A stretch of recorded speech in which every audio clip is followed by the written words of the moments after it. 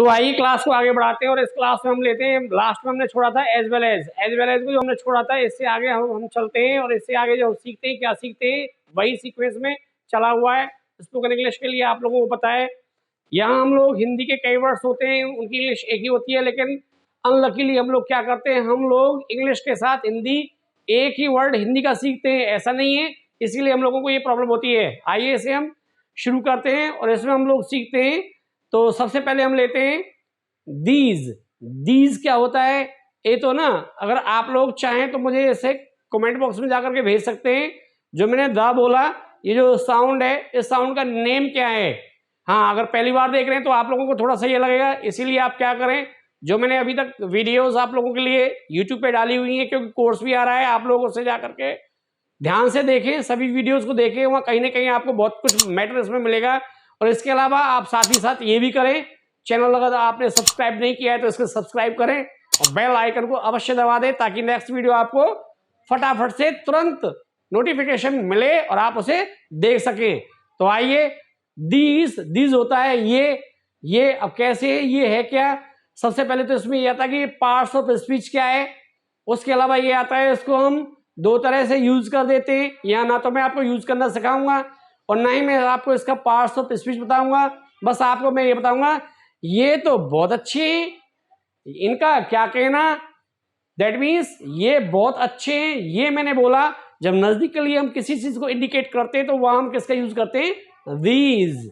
Very right. अब आता है कि सर ये है क्या, ध्यान रखें इसके साथ जो नाउन लगेगा वो प्लूरल ही लगेगा, और यदि इसका सिंगुलर बनाना चाहते हैं तो वो होता है दिस। अब आप कहोगे सर ये तो बड़ी कमाल की चीज है, हम तो इसको बस यही समझते थे, दिस इज अ बॉय और this is a girl, this और दैट हम लोगों ने बहुत अच्छी तरह से सीखा हुआ था। अब आपको यहाँ ये पता चला है, दिस क्या होता है, सिंगुलर होता है, दीज क्या होता है, प्लूरल होता है, और दीज मीन्स ये होता है, और दिस मीन्स यह होता है। दोनों नजदीक के लिए हम इंडिकेट करते हैं, तभी इनका यूज करते हैं। अब इसे देख करके कुछ लोग ये सोच रहे होंगे कि सर ये वास्तव में ही बच्चों जैसा है और ये जो चीजें बना रहे हो आप ना, हमारा समय खराब कर रहे हो। तो आइए समय को यूज करते हैं। और कैसे यूज करते हैं आप लोग, मुझे ये दो तरह से यूज होते हैं, मैंने बता दिया।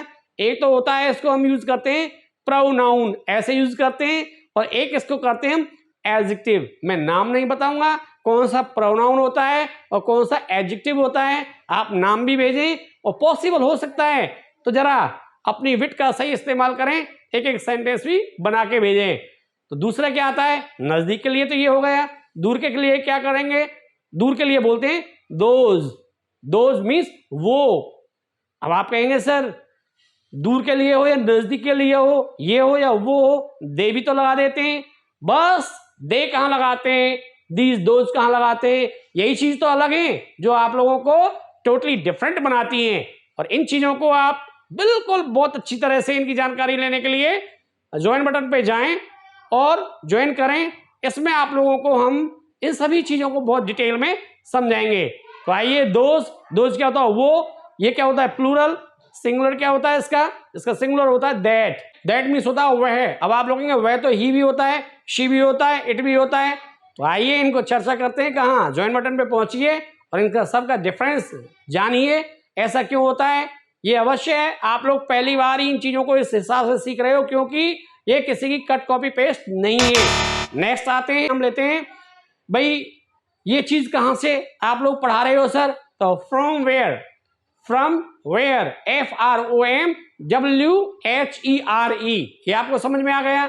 अब लेते हैं, इसमें हमने बहुत टीचर्स को भी देखा है, बच्चों को भी देखा है, अधिकतर मिस्टेक्स होती है। क्या होती है, जब हम बोलते हैं कब से कब तक, इसके लिए सिंस व्हेन लगाते हैं। अरे माय डियर, आप थोड़ा सा चेंज कीजिए और समय दीजिए, आगे चर्चा करेंगे।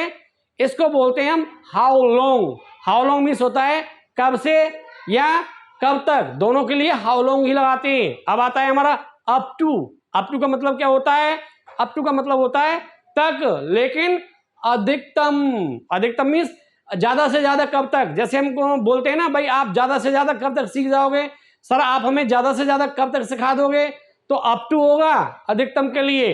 नेक्स्ट आता है, अब बोलते हैं हम जब कभी, इसके लिए यूज करते हैं हम एज एंड व्हेन।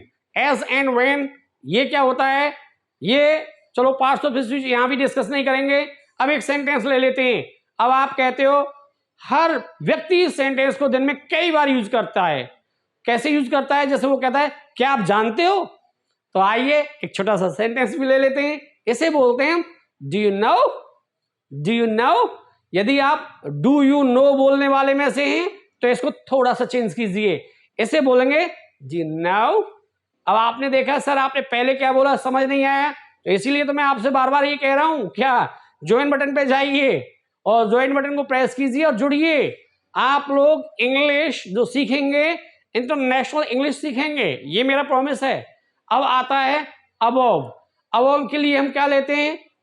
तो इसके लिए हम बता देते हैं भाई ऊपर के लिए अबव यूज करते हैं। अब बच्चा ऊपर को याद रख लेता है, लेकिन अगर सेंटेंस को हिंदी का आ जाए, उसमें आ जाए से अधिक, से बाहर और के ऊपर, तो इसके लिए भी अबव ही लगाते हैं। ध्यान दीजिए, नोट कीजिए, हिंदी का एक ही वर्ड सफिशिएंट नहीं होता है, हिंदी के काफी वर्ड्स होते हैं, उनके लिए इंग्लिश का एक ही वर्ड काम करता है।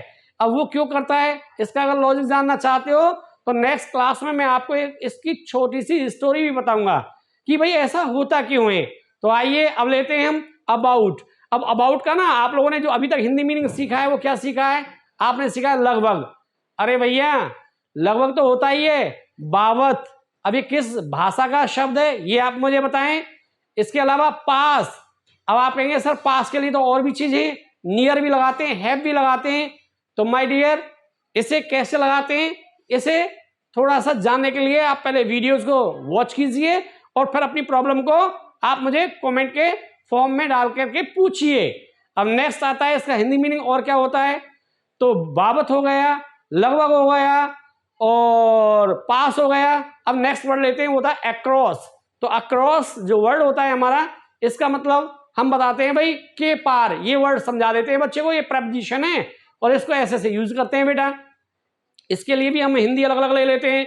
हमने लिया के आर पार, तो नदिया के पार। आपने मूवी का नाम है ये क्या है मुझे तो पता नहीं है, आप लोगों ने यदि सुना है देखा है तो एक बार मुझे बताएं। इसके बाद आता है बीचों बीच। हाँ ये अक्रॉस का मीनिंग ही होता है। समय आने पर जब हम इन्हें आपको सेंटेंसेस में रखना सिखाएंगे तब आपको पता चलेगा। इसके अलावा क्या आता है, पार के दोनों ओर, ये भी अक्रॉस ही होता है। नेक्स्ट आता है आफ्टर। तो आफ्टर का आपने सीखा है अभी तक, क्या सीखा है? बाद में सीखा है ना, के बाद। लेकिन आपने एक मीनिंग इसका नहीं सीखा होगा, वो क्या है? पीछे भी होता है। पीछे ये कैसे होता है? तो देखिए एक बहुत फॉर्मल सेंटेंस होता है, जब हम किसी अपने से बड़े किसी व्यक्ति को बोलते हैं ना, पहले आप बोलते हैं ना, तो उसके लिए अब आप कहेंगे बिफोर यू, तो वो रॉन्ग हो जाएगा। इसे हम बोलते हैं आफ्टर यू, आपके बाद। तो बाद हो गया। चलिए अब आगे चलते हैं। अब हम लेते हैं अगेंस्ट। अगेंस्ट का मीन्स क्या होता है? अगेंस्ट का मीन्स होता है से, पर, जवाब में, के विरुद्ध, हेतु और सटाकर। अब हिंदी के कितने मीनिंग्स हो गए? अब इतने हिंदी के वर्ड से उनके लिए अगेंस्ट लगा देते हैं। अब आपको बता दिया जाता है भाई के विरुद्ध, इसके लिए आप क्या लगाएंगे? अगेंस्ट लगाएंगे। तो हम सीखे कहां से?